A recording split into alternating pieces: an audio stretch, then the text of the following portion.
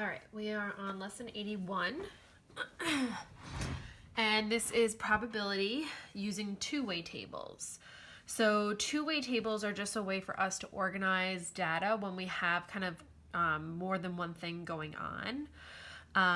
And they really just kind of help us with either finding the amount of people or things or whatever the case, and it also helps us with probability. Okay, so we could kind of use it for both of those types of questions. So in the do now, it says a class of 20 students, 6 boys like vanilla ice cream and 7 girls like chocolate ice cream. Fill in the table below based on the given information. So some of it's already filled in. So it says, boys, the vanilla, and then there's a total of 11 boys. And then the girls, 7 of them like chocolate, and there's a total of 12 people who like chocolate. And we know that there's 20 students in the whole class, okay? So we want to look at this kind of horizontally and vertically. So now the total amount of students is going to go here in this bottom right corner, okay? So that's always going to be where the total goes, the grand total of everything. So we can kind of go backwards and subtract to fill in the missing pieces, right? So if we know that there's 11 boys and there's 20 students in the class, then there should be 9 girls. If we know that 12 people like chocolate and they're only picking chocolate and vanilla, which is what this scenario is saying, that there has to be 8 people that like vanilla, right? And then if 6 boys like vanilla, then that means 2 girls must like vanilla. And if 7 girls like chocolate, then that means that 5 boys must like chocolate. And everything should add up. 5 plus 6 is 11. 7 plus 2 is 9. 12 plus 8 is 20. And the columns add up as well, right? So this is kind of a good way to organize all this information without having to write it all in sentences. It just kind of makes it a little bit more clear for us to pick out particular things that they might ask us. So how many total students like vanilla? So here's vanilla. Total is 8. If a student from the class was chosen at random, what is the probability they would like vanilla ice cream? So remember, these are the two types of questions you have to make sure you identify. Are they asking me how many of something, or are they asking me the probability of something? So how many is 8, but the probability is going to be 8 out of the total, which is 20. So that would be the likelihood that if I randomly chose on a student, that they would be the one that said that they liked vanilla. Okay, which obviously I can reduce that. I can make it a decimal. I can make it a percent. Any of those ways of writing probability is acceptable. Okay, so let's take a look at a more in-depth kind of question. So this one says, students in a high school completed a survey about asthma and smoking. Based on this survey, the probability of a randomly selected student at this high school having asthma was found to be 0.193. Okay, so let's just make sure we're clear that the randomly selected student has asthma. Okay, that's what they're talking about. The probability of a randomly selected student having at least one member in their household who smoked was reported to be 0.421. Okay, so that 0.421, having at least one member of their family who smoked. All right. The probability that a randomly selected student has at least one household member who smokes and has asthma is 0.12. So that probability is for and, which means that they have to have both, someone who smokes and asthma. So it would be easy to calculate probabilities if the data for the students had been organized into a two-way table. Since we don't know how many students were surveyed, we can create a hypothetical 1,000 two-way table. Okay, so let's pause right there. What is this? So you can make a two-way table a whole bunch of different ways. So you can make it with the total amount of actual people like we did in the do now, like there's actually 20 kids in the class. So we have real numbers of how many, right? This is giving me probabilities, so I don't know how many students that they're talking about. So I have 2 options. I could make my total one whole. Since all my probabilities are going to be between 0 and 1, the total could just be 1 whole. I could make these into percents and make my total 100%. That's another option, okay? But sometimes there's this thing that they use in probability called a hypothetical 1000. And it really just kind of is the same thing as like the 100%. It's just 1000 to kind of make it a little bit more accurate. The bigger the sample space, the more accurate your probabilities will be, especially since these are to the nearest thousandth. So this is what they mean by hypothetical 1000 two-way table. It's not like we have to use this all the time. This is just one way to represent your table. And in the end, the probabilities are all going to come out the same, whether you write them as decimals, as fractions, as out of 1,000, out of 100, out of the actual amount. The only thing we don't know is we don't know actually how many students that is unless they tell me the population of the high school. Okay, other than that, I can figure out the percent and the probability of each of those things happening. Okay, so for argument's sake, we're going to make it like there's 1,000 kids in the school.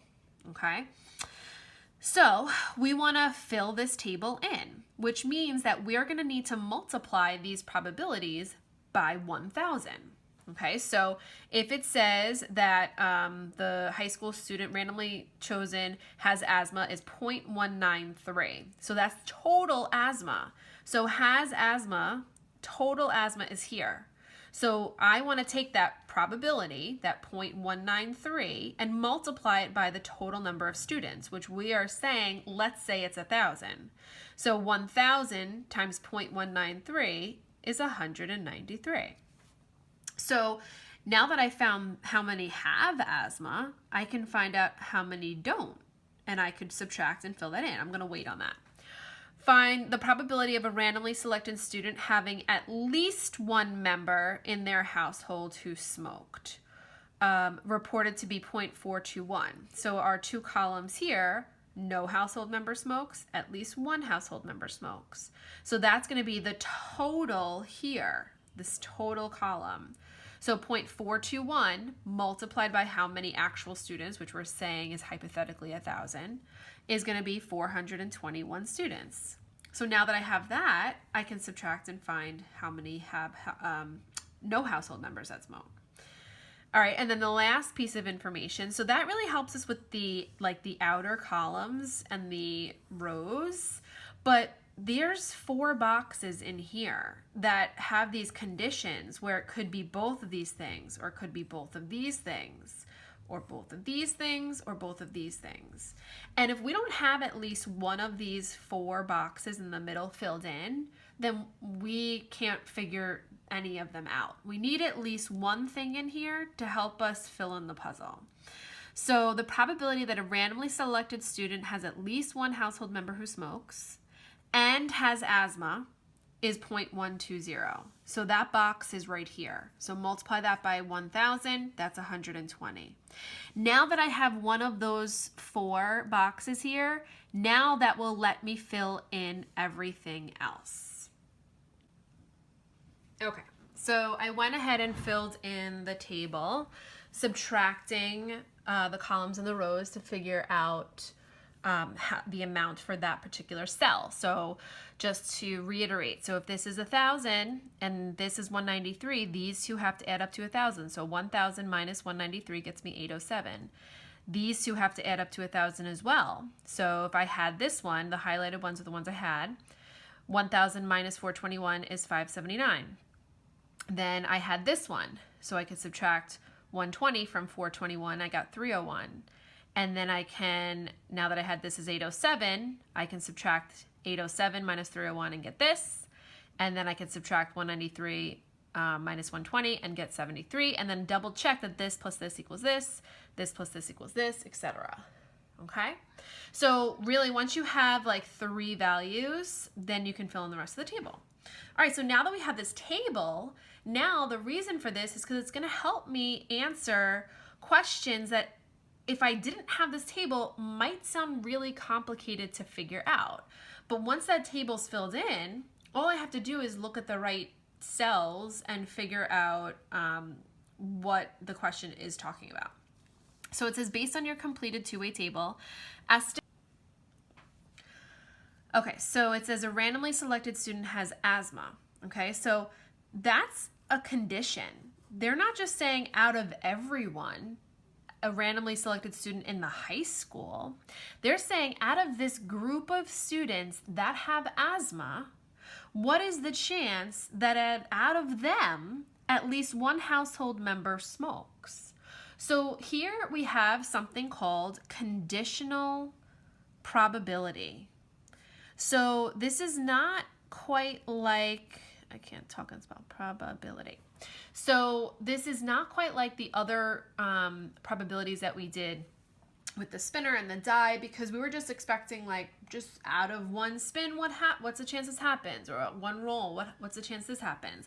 This is giving you a condition. This is saying out of the students that have asthma, what is the chance that one of them has a household member who smokes? So when we have a condition, we don't want it out of the total. We want it out of that total. So a randomly selected student has asthma. So has asthma. There's 193 students that have asthma. So that is now your denominator, not the total of 1,000. So this is really out of 193 students now. Out of them, how many have at least one household member who smokes? So that's 120, right? So the total students that have at least one household member that smokes is 421, but 120 of them also have asthma, and that's what I want on top. So this is really going to be the amount of has asthma and has a smoker in the house, whereas this one is the total asthma. So that's what happens when you have conditional probability like this. Okay, so let's look at another one. It says to also write it as a decimal, which I'll write afterwards because I don't want to pause to use my computer. It says a randomly selected student does not have asthma. Okay, so now we're looking at that group. So does not have asthma is 807 kids. So that's right here. That's the group you're looking out of. That is the denominator. What is the probability he or she has at least one household member who smokes? So out of that 807, so I'm looking here, does not have asthma, has at least one household member that smokes. So that's 301 out of 807. Okay, so again, the top is like the and. The top is does not have asthma, so I'm going to write no asthma, and has a smoker. Whereas the bottom is out of no asthma, right? So that's the condition that they're giving us. It's not out of the total. Okay, then part C. It says a randomly selected student has at least one household member who smokes. What is the probability this student has asthma? Okay, so a randomly selected student has at least one household member who smokes. So that is our condition. That goes on the bottom. So who smokes, that's 421. Okay, so that's going to be the bottom. Who smokes? What is the probability this student has asthma? So out of those kids, how many have asthma? So now we're looking at the column. So this is going to be 421. In this column, how many have asthma? And that's 120. Okay, so when you're talking about conditional probability, you're really talking about the columns and the rows. So you kind of want to like pick which of these numbers on the outside you're talking about first. That's your denominator, and then out of that column or row, what satisfies the condition that they're talking about.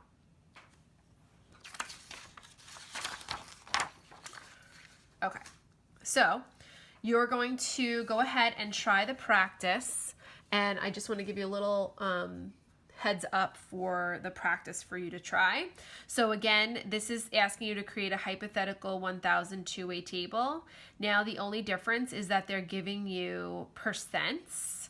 So when you put the total to be 1,000 here, okay, you are taking 60% of that and putting it in the correct place. You are taking 70% of 1,000, so 700, and putting that in the correct place. You're taking 10% of 1,000, putting 100 in the correct place. And then once you have those things filled in, then you can go back and subtract and fill in the rest. And once you have that, you can write your probabilities based on your conditions. Okay? So go ahead and give that a try, and I will post the answer key and let me know if you have any questions.